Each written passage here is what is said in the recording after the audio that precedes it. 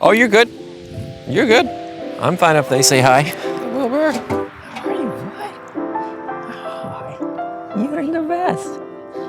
You are the best. So, stenosis sucks. I'm really sorry that you're experiencing it. Sometimes it's considered facet impingement, but if it goes down your leg, you feel in your hamstring, it's called stenosis. It is the closing of the spinal canal through your vertebra. It hurts with extension. Extension is the movement of leaning backwards, laying on your stomach. Most of the time for you, not so much bending. Bending feels okay. It's return from bending.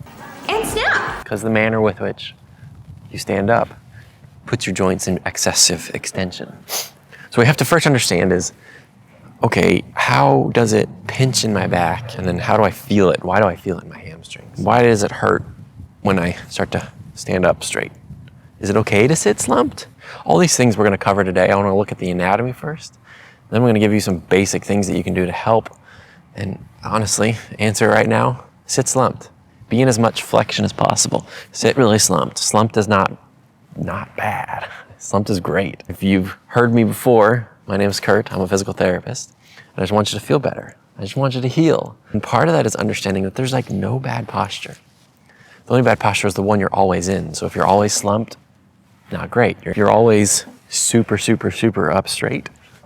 You're gonna have your own set of diagnoses because your body craves variety of movement. For you with stenosis, sometimes it used to be facet impingement. You used to kind of get a twinge in your back, you get your back adjusted and it feels okay. That facet impingement going untreated will eventually present as stenosis. 20 to 30, 40, facet impingement, 60 plus, stenosis. It's just the progression of the movement pattern because the movement pattern hasn't changed. What I mean by movement pattern is the pattern with which you're moving. I.e., if I'm going to stand like this is my posture, my shoulders are behind my hips, that's an extension posture. It's an extension movement pattern. So my joints are gonna hinge more. What it means is,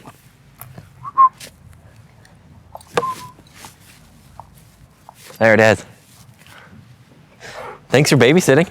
What that means is the way you're moving, movement pattern, the way you're moving, how you're using your body is going towards the pattern of overextension. Extension's not bad, extension's great, but you're always in that posture, you're gonna have an issue with always being in that posture. All that aside, stenosis is an extension-based diagnosis that hurts more when you're in extension. So there's neutral, there's flexion, there's hyperextension. Extension is actually going from flexion, and if you use your back more and you go into extension prematurely, it's gonna hurt when you are bending. We got that aside? Cool. Now, so this is the Visible Body app. I don't even know if I can use this with you, but hopefully I can because it's really good and I just want you to learn. What I want you to first see is that these are your spinal lumbar vertebrae, L1, L2, L3, L4, L5, and this is S1. Sacrum is S, lumbar is L. This is L4, this is L5. Right between those two is your facet joint, facet. Or WebMD might say apophyseal. Facet is the connection between those vertebrae. Every joint rolls and slides on each other. Now, more importantly, let's just actually show you. This is called your foramina. Foramina. Foramina is just a fancy term for a hole. It's where the nerves come out, and they go all the way down. They create your femoral nerve, your obturator nerve, and then down creates your sciatic nerve. If we actually show you without my terrible drawings. So this is your L4 spinal nerve. It comes through that foramina. If your back isn't that great at extension, it's gonna slowly creep into this area. Any sort of millimeter creeping inwards is gonna start to pinch this nerve. And that's what creates that like sharp ache, that sharp stabbing pain, sometimes like it's lightning pain. It goes down into your hamstring or down into your calf. Just because that nerve is just getting hit, and it's a very sensitive nerve. It's not damaging it at all, it's just getting hit. Your body's saying, whoa, hey, stop doing what you're doing. And if we track that nerve, it turns into your lumbo-sacral trunk, which turns into your sciatic nerve. Sciatic nerve, you've heard about that. Sciatica, irritation of your sciatic nerve. A lot of things cause sciatica. So we take where you're feeling the pain to determine like what part of the back is irritated. Usually that's confirmed by MRIs, but you don't always need an MRI. You don't need to see it because your brain creates a strong memory when it sees it. We just look at the movement. Remember, movement pattern. The pattern with which you're moving determines what your pain's gonna be like. But more importantly, I need you to get better at extension, to learn how do you actually use your pelvis, how do you use your hamstrings, how do you use your glutes, and you don't stop using your back. It doesn't have to hurt when you're bending and when you're returning from bending. It doesn't have to hurt going up hills or down hills. It doesn't have to hurt getting out of a chair. It doesn't have to even hurt laying on your stomach. Your back needs to go into extension, but right now you're not that good at extension. What can start to cause that? That's the really great question. I'm just gonna go really simple because it can get really complex. Here is called your psoas major. You've heard of your hip flexor, you've heard of your psoas. We care most about the psoas. See how it connects? Anything that connects to a vertebra can move that vertebra. So when you go into hip extension, this hip flexor has to lengthen. If it doesn't lengthen, it's just gonna pull your vertebrae forward, which creates a larger arch in your back. Seeing on me, anytime I go into hip extension, rather than getting true hip extension, which is this, you're just gonna be here and your body's going to arch in order to get that range of motion. If this tucks under, I lose hip extension. See my knee's under me now? My knee goes backwards going into hip extension. My body has to cheat. Tucking under, trying to get true hip extension. Now I feel hip flexor stretch and I have to drive that knee backwards without allowing my body to cheat. If something's in the front and it's gonna pull it, is it gonna pull it towards the front? Absolutely. This is why laying on your stomach hurts. This is why walking down hills hurts. This is why walking can hurt as your foot goes behind you. This is why your steps have gotten shorter.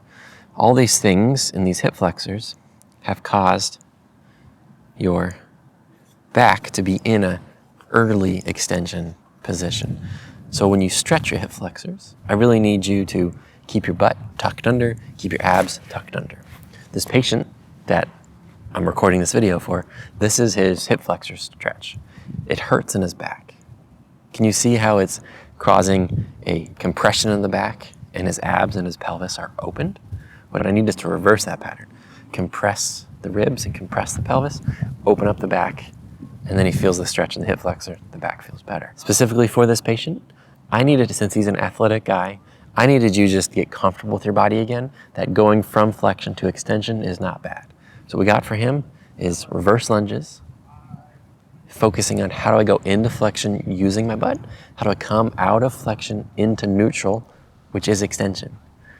What I want you to see here next, quad dominant lunge right here, and a butt dominant lunge right here. The subtleties is just the trunk angle. For you, I want to do a butt dominant lunge to learn what is it like to engage the butt. For clarity's sake, I'm on something slippery like socks on hardwood to make it easier on the movement. Hi, Timber. Hi, friend. How are you? Yeah, thanks for saying hi. So we did reverse lunges. We did banded squats. Again, going from flexion to extension, trying to engage the butt and less of the back. And then just a butt opener, I did seated clamps. He's a busy guy who travels a bunch. So just a super simple one here. Try to roll your pelvis into an anterior pelvic tilt, not a posterior pelvic tilt, but if it hurts the back, I don't really care about the tilt. Just open up against the band and hold it, feel your butt burn. Whew, it's good. So I need exercises that are easy, fun to do, that make him feel as if he's doing something that's worthwhile, worth his time. So we got seated clams, banded squats. Hi, Coopers, is he like that ball? Reverse lunges, which is the hardest one we gave him, and then just a standing or kneeling hip flexor stretch. Very basic. Don't believe the narrative that like age is debilitating, that this is what happens when I get older. All that's changed is you just haven't done as much. And we just stay in what's comfortable and we don't really challenge learning new things because it takes vulnerability. But you're an athlete. And I believe we can get that out of you. I think that's it. I got a pup to go take care of and his friends to go hang out with. So I'll see you next time. Good boy. Good job, Eddie. Is that your new favorite ball, Coopers? Is that your favorite ball? Go get it. Go get it. Good boy. Go, baby. Go, baby. Go, baby. Like your back scratches. I know, that's your favorite. That's your favorite, isn't it? Things are good. How about you? Well, happy baseball is back.